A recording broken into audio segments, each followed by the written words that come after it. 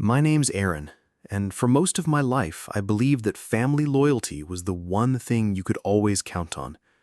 I was the youngest of two sons, born in Michigan to what seemed like an average working-class family. My older brother Jake was always the golden child. Football captain, straight teeth, charm for days. I was quieter, bookish, always the one to pick up after everyone else.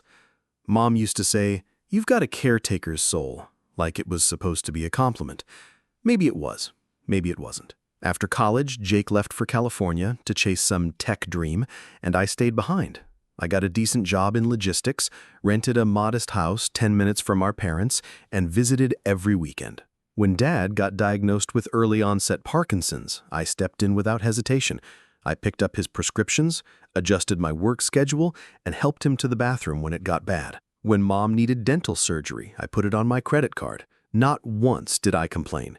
Jake flew in for holidays, stayed a day or two, took selfies with Dad, then flew back out like some savior.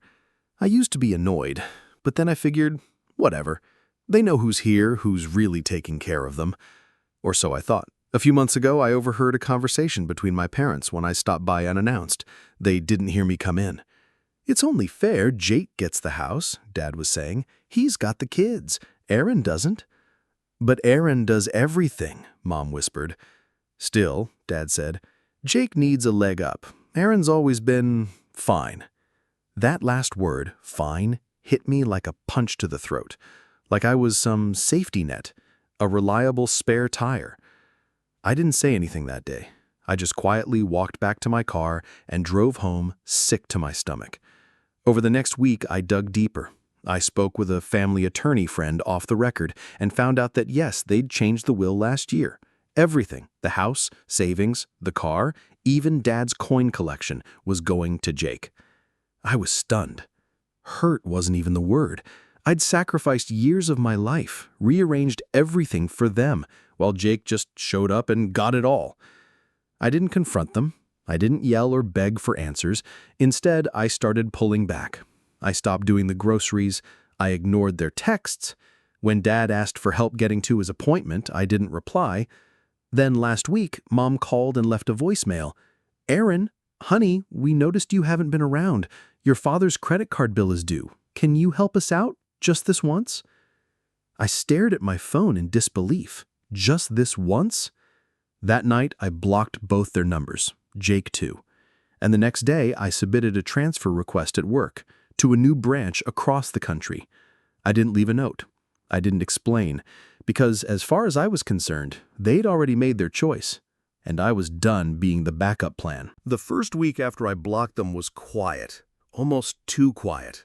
I kept checking my phone out of habit, expecting a barrage of texts or missed calls, but there was nothing, just silence. It was eerie, like the calm after a hurricane. I'd been the one holding everything together for years, and now that I was gone, it was like they didn't even notice. Or worse, didn't care. I moved into a small apartment in Denver. It wasn't fancy, but it was mine. No one asked me to run errands, no one needed help out of bed or to pick up prescriptions. I could sleep in on weekends. I could leave my phone on airplane mode. For the first time in years, I could breathe. At work, I focused on settling into the new office. People here didn't know me as the good son or Jake's brother. I was just Aaron. I even started going to the gym again and joined a trivia team at a local bar on Thursdays. Life was simple. And then, 2 months after I moved, I got a letter. A physical envelope. No return address, just my name and new address typed neatly. Inside was a single sheet of paper. A bill for $4,893.12, a handwritten note attached that said, "Aaron, we've hit a rough patch. If you could cover this credit card payment, we'll pay you back. Please. Love, Mom." I laughed out loud, not because it was funny, but because the audacity of it was almost impressive. After everything, they still thought I was their safety net. Like nothing had changed, like they could just summon me back into their mess with a Post-it and a guilt trip. I didn't respond.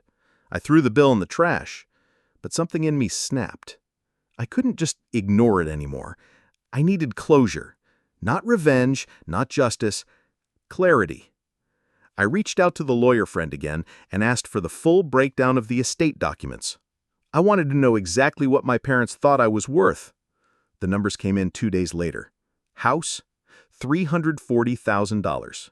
Retirement savings, $112,000.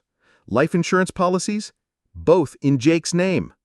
Car, jewelry, collectibles, all listed under Jake as the sole beneficiary. My name appeared once under memorabilia next to an old broken-down electric keyboard I used as a kid. That was it. 25 years of being the responsible son, and I was left with a dusty piece of plastic with missing keys.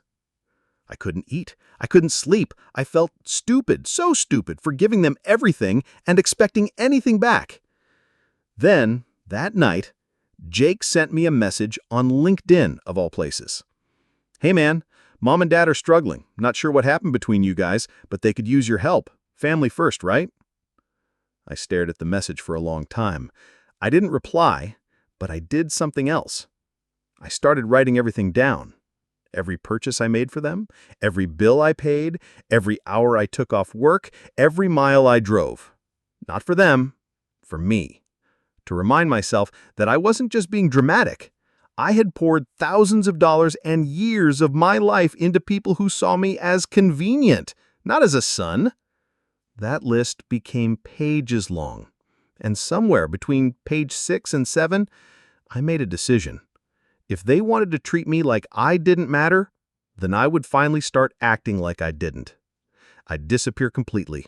No calls, no letters, no birthday texts, no explanations. Just gone. If they wanted Jake so badly, they could have him. Let's see how long he'd stick around once the credit card bills kept coming and no one was there to pick up their prescriptions. 3 weeks passed without a word. No letters, no voicemails, nothing. I thought maybe they finally got the message. But then, on a rainy Tuesday night, I got a knock on my apartment door. I wasn't expecting anyone. When I opened it, there stood Jake, drenched and clearly annoyed. "Dude, seriously?" he said, brushing water off his jacket. "You just left. No goodbye, no explanation. Mom and Dad are freaking out." I crossed my arms. "They're freaking out because I stopped paying their bills?" He scoffed. "They're old, man. You really think it's fair to leave them hanging like that?" I couldn't believe the gall. "You mean the same parents who left everything to you? You know what they did. You knew, Jake." He looked away. "It wasn't my decision. But you didn't say anything either," you snapped. "You just let me keep doing everything while you sat back and waited to inherit it all." Jake shifted uncomfortably. "They thought you'd understand. You don't have a family. You don't need the house like I do." That hit me harder than I expected. I don't have a family because I've spent my life taking care of theirs. I stepped aside. "We're done here." I closed the door. That night, I blocked Jake too. I didn't care if it felt cold. I was done being the only one who cared. A week later, I got a call from a number I didn't recognize. Voicemail. "Aaron, it's Mom. We're behind on the mortgage, and we didn't know who else to call. Please, if you can help, we're desperate." I deleted the message. Then I deleted the number. They made their choice. Now they could live with it. A month went by, and the silence was glorious. For the first time in years, I wasn't buried under someone else's responsibilities. I focused on work, hit the gym again, even picked up photography like I used to love. But there were moments, quiet ones, where my mind would wander. I'd remember how Mom used to bake apple pie every Sunday, how Dad used to call me champ when I brought home a good report card. But those memories felt fake now, because the people they became weren't the people I remembered. I figured they'd call again, but they didn't. Instead, one day I got a text from an unknown number. "Hey, Aaron, it's Jenny. Mom's in the hospital. She asked for you." Jenny was my cousin. We hadn't spoken in a while. I stared at the message. My chest tightened, but I didn't reply. I sat there for hours. Eventually, I typed, "Hope she's okay." I never hit send. I deleted the draft and turned my phone off. I knew what this was. It was another hook, another way to reel me back in. And honestly, I felt like a terrible person, but also free. I didn't owe them anything, not anymore, not after they looked me in the eye and told me I was family, while secretly signing it all away to someone who never lifted a finger. That wasn't love. That was manipulation. Later that week, I got a Facebook message from Jake. "You win. They're broke. I moved him into a smaller place. Hope you're happy." I stared at the screen for a while, then laughed. Not because it was funny, but because it was pathetic. All this time, they thought I was the safety net, that no matter what they did, I'd always be there to catch them. But I'm not. About 6 months after I cut them off completely, I was sitting in my apartment, enjoying a quiet Saturday morning with a coffee and no phone buzzing, when I got a letter in the mail. Not an email, not a text, a real, handwritten letter. The handwriting on the envelope was shaky, but familiar. I opened it carefully. It was from my father. "Aaron, I know I'm probably the last person you want to hear from, but I wanted to try and explain. Not justify, just explain. Your mother and I made mistakes. Big ones. We assumed that because you were always dependable, you'd always be there. That we could count on you no matter what, and that Jake needed the most help. That was our thinking when we changed the will. We were wrong. About everything. I see now what we did to you. I see that we used you because it was easy. I'm not asking for forgiveness. I just wanted to say I'm sorry." I sat there staring at the letter for a long time. My hands were trembling. For a moment, I felt that little boy inside me again, the one who just wanted his parents to be proud, to love him the same way they seemed to love Jake. But that moment passed. I folded the letter, placed it back in the envelope, and tucked it into the back of a drawer. I didn't throw it away, but I didn't respond either. A year later, I was living in another state. New city, new apartment, new life. I had started a small business doing freelance photography and content creation. It wasn't huge, but it paid the bills, and more importantly, it was mine. I didn't tell anyone where I went. I didn't send Christmas cards. I didn't reach out on birthdays. I became a ghost to the people who once expected me to be their lifeline.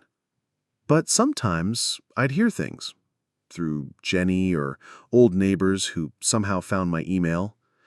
"Your parents had to sell the house. Jake's business failed. They're living off government assistance now." I never replied. I never asked for details. One day, I did something that surprised even me.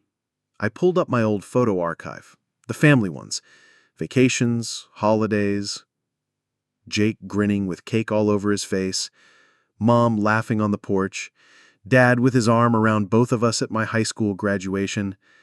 I stared at those frozen moments and felt nothing.